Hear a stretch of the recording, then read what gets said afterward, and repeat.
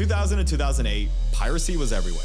But then around the 2010s, streaming fixed everything. No longer did you have to dig through sketchy sites or torrent links, you just opened up Netflix. But today, it's back at record highs, and one reason is private equity.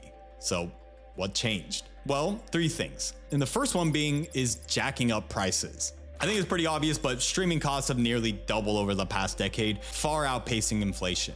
But it's not just in movies and TV shows. In fact, sports is where we're seeing these rising prices the most. Because when investing in studios flopped, they just moved into sports.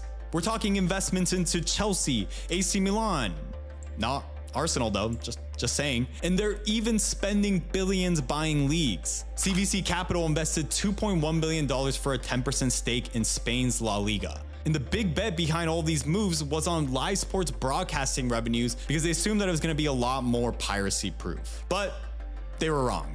Today, 84% of online sports fans have used pirate services at least occasionally. Pay-per-view fights lose up to 30% of their buys to piracy. And La Liga's president says that Spanish clubs lose 600 to 700 million euros each season to piracy. So the very assets that private equity thought were safe are now being eaten alive by piracy. Which leads me directly to my second point of fragmentation, and this is where you really start seeing it all come together.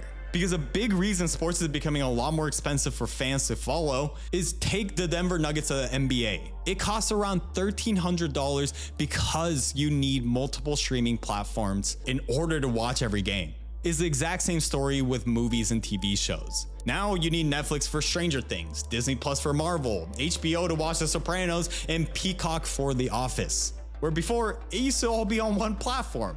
Remember cable? In this artificial scarcity where private equity consolidates content under exclusive platforms, instead of licensing it broadly, is exactly what's pushing more people to pirate again. Which leads me directly to the third point, in that they're deliberately making the experience worse. Under pressure from investors like private equity, nearly every major streamer now has enforced password crackdowns and even charging extra for ad-free viewing. So in the end, piracy isn't the disease, it's the symptom. When people feel priced out and treated like wallets instead of viewers, piracy always comes back. I looked into it all, so click here to watch the full video.